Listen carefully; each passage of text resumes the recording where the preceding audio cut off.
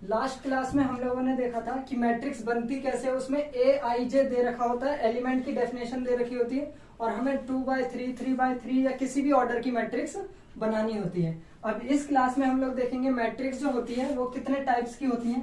सबसे पहला आता है कॉलम मैट्रिक्स। कॉलम मैट्रिक्स इसे बोलते हैं अगर किसी भी मैट्रिक्स में केवल एक कॉलम होगा, कंटेन ओनली वन कॉलम, तो उसको कॉलम मैट्रिक्स बोलेंगे। जैसे एग्जांपल के लिए ये मैट्रिक्स दे दी, ये 1, इसमें केवल एक कॉलम है तो ये कॉलम मैट्रिक्स हो गई। ये मैट्रिक्स 1 2, इसमें भी केवल एक कॉलम है, रो कितनी भी हो, इसमें रो 2 है, इसमें रो 1 है, रो कितनी भी हो सकती है लेकिन कॉलम कितना है, 1 है। इसमें देखो 1 2 3, ये भी क्या है, एक कॉलम मैट्रिक्स है। इसमें कितने कॉलम है, एक, और देखो 1 2 3 4, इसमें भी क्या है, एक ही कॉलम है। अब इन सभी का अगर ऑर्डर देखें हम तो इसका ऑर्डर क्या है, 1/1 है। इसमें 1 रो है और 1 कॉलम है तो ऑर्डर कितना हो गया, 1/1। इसी तरह इसमें रो कितनी है, 1 2, 2 रो है और कॉलम कितना है, 1।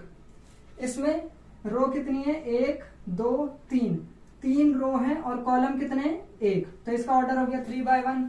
इसमें कितनी रो है, 1 2 3 4 रो है और कॉलम कितना है, 1।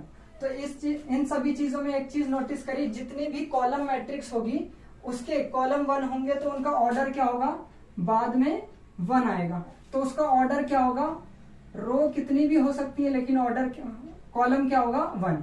तो कोई भी एक ऐसी मैट्रिक्स जिसकी कॉलम 1 हो या फिर ऑर्डर m/1 हो तो वो क्या होगी, कॉलम मैट्रिक्स होगी। तो क्वेश्चन ऐसे भी आ सकता है कि एक मैट्रिक्स है जिसका ऑर्डर है m/1, तो वो कौन सी मैट्रिक्स होगी, कॉलम मैट्रिक्स होगी। इसी तरह रो मैट्रिक्स आते हैं दूसरे में। रो मैट्रिक्स किसे बोलते हैं, जिसमें केवल एक ही रो होगी। जैसे एग्जांपल के लिए x, इसमें केवल एक रो है, ये देखो x y, इसमें भी एक रो है x y z, इसमें भी एक रो है। अगर इसका ऑर्डर देखें हम तो 1/1 होगा। इसका ऑर्डर कितनी रो है, इसमें एक रो है और कॉलम कितने हैं, 2, 1 2 कॉलम है। रो कितनी है, 1, कॉलम कितना है, 1 2 3। तो कोई भी एक रो मैट्रिक्स होगी तो उसमें ऑर्डर का जो पहला वाला नंबर होगा उसमें 1 लिखा होगा। तो कोई भी एक ऐसी मैट्रिक्स जिसका ऑर्डर 1/n हो, तो 1/n की फॉर्म में जो ऑर्डर होता है वो कौन सी मैट्रिक्स होती है, रो मैट्रिक्स। एक चीज और, कॉलम मैट्रिक्स और रो मैट्रिक्स, अगर इन दोनों की कंबाइंड मैट्रिक्स बताना हो हमें, एक ऐसी मैट्रिक्स जो रो मैट्रिक्स भी है कॉलम मैट्रिक्स भी है, तो उसमें रो भी कितनी होंगी, रो भी 1 होगी, कॉलम भी 1 होगा। तो अगर एक ऐसी मैट्रिक्स बतानी हो जो रो मैट्रिक्स भी है और कॉलम मैट्रिक्स भी है तो उसका ऑर्डर क्या होगा, क्योंकि एक रो चाहिए हमें और एक कॉलम चाहिए तो ऑर्डर क्या होगा, 1/1। तो अगर क्वेश्चन आ जाए कोई एक ऐसी मैट्रिक्स बताओ जिसका जो रो मैट्रिक्स भी हो और कॉलम मैट्रिक्स भी हो तो क्या होगा, 1/1, उसका ऑर्डर क्या होगा, 1/1। इसके बाद आते हैं, यह है स्क्वायर मैट्रिक्स। स्क्वायर मैट्रिक्स जिसमें नंबर ऑफ रो और नंबर ऑफ कॉलम बराबर हो। जैसे मैट्रिक्स आ गई 1 1 2 3 4, 1 2 3 4 5 6 7 8 9, तो इसका ऑर्डर क्या हो गया, 1/1। इसका ऑर्डर क्या हो गया, 2/2। इसका ऑर्डर क्या हो गया, 3/3। इसमें रो और कॉलम बराबर हैं, इसमें भी रो और कॉलम बराबर हैं, इसमें भी रो और कॉलम बराबर हैं। तो एक ऐसी मैट्रिक्स जिसका ऑर्डर क्या हो,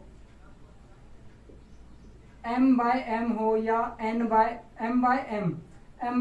हो या n/n हो, दोनों रो और कॉलम बराबर हो तो वैसे वो मैट्रिक्स कैसी होगी, स्क्वायर मैट्रिक्स। इसके बाद आते हैं डायगोनल मैट्रिक्स। डायगोनल मैट्रिक्स किसे बोलते हैं, जिसके डायगोनल के एलिमेंट 0 नहीं हो और बाकी सारे एलिमेंट जो हो, रेस्ट एलिमेंट क्या हो, 0 हो। जैसे एग्जांपल के लिए ये मैट्रिक्स आ गई 1 2 0 0, इसमें ये जो डायगोनल एलिमेंट है, डायगोनल एलिमेंट्स है वो 0 नहीं है, बाकी सारे क्या है, 0 हैं। इसी तरह 1 2 3 0 0 0 0 0 0, ये भी क्या है, एक डायगोनल मैट्रिक्स है। अच्छा, इसमें एक चीज और नोटिस करें कि डायगोनल मैट्रिक्स का मतलब उसमें डायगोनल होगा, तो डायगोनल तो केवल स्क्वायर मैट्रिक्स में होगा, तो केवल अगर स्क्वायर मैट्रिक्स है तभी डायगोनल मैट्रिक्स पॉसिबल है, वरना नहीं होगी। इसी तरह ये 2 ऑर्डर की डायगोनल मैट्रिक्स है, 3 ऑर्डर की, 4 ऑर्डर की भी बना सकते हैं, 5 ऑर्डर की भी, कितने भी ऑर्डर की। इसके बाद आते हैं स्केलर मैट्रिक्स। स्केलर मैट्रिक्स किसे बोलते हैं? जिसके डायगोनल के एलिमेंट की वैल्यू सेम हो। जैसे एग्जांपल के लिए 2 2 2 0 0 0 0 0 0, इसमें डायगोनल एलिमेंट ये है और तीनों की वैल्यू सेम होना चाहिए, तो इसमें सेम है ना, 2 2 2, तो ये स्केलर मैट्रिक्स है। या फिर जैसे 4 4 0 0, इसमें भी डायगोनल एलिमेंट सेम है, बाकी सारे क्या है, 0 है। तो डायगोनल एलिमेंट सेम हो और बाकी सब 0 हो तो वो क्या होगी, स्केलर मैट्रिक्स होगी। इसके बाद आते हैं आइडेंटिटी मैट्रिक्स। आइडेंटिटी मैट्रिक्स में क्या होगा, डायगोनल एलिमेंट 1 होंगे, बाकी सारे 0 होंगे। जैसे ये है 1 0 0 0 1 0 0 0 1, ठीक है।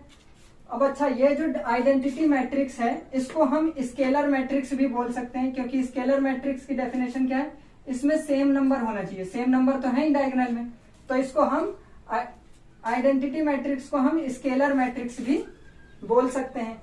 इसी तरह स्केलर मैट्रिक्स ये है, इसको हम डायगोनल मैट्रिक्स भी बोल सकते हैं, क्योंकि डायगोनल मैट्रिक्स की डेफिनेशन क्या है, डायगोनल मैट्रिक्स में नंबर्स होना चाहिए 0 के अलावा कुछ भी, और बाकी सारे क्या होना चाहिए, 0। तो स्केलर मैट्रिक्स को हम क्या कह सकते हैं, डायगोनल मैट्रिक्स कह सकते हैं। और आइडेंटिटी मैट्रिक्स को हम स्केलर मैट्रिक्स कह सकते हैं, क्योंकि इसमें सभी सेम है। और आइडेंटिटी मैट्रिक्स को डायगोनल मैट्रिक्स भी कह सकते हैं, क्योंकि इसमें डायगोनल में वैल्यूज हैं, 0 नहीं है, बाकी कुछ भी हो, और बाकी सारे एलिमेंट जो है वो क्या है, 0 है। इसके बाद आते हैं जीरो मैट्रिक्स। जीरो मैट्रिक्स किसे कहते हैं, जीरो मैट्रिक्स सारे एलिमेंट 0 हो, भले ही रो और कॉलम कितने भी हो, ये जीरो मैट्रिक्स होगी, जैसे ये है। इसके बाद आते हैं इक्विलिटी इन मैट्रिसेस। इक्विलिटी इन मैट्रिसेस का मतलब है कि 2 या 2 से ज्यादा मैट्रिक्स इक्वल कब होंगे।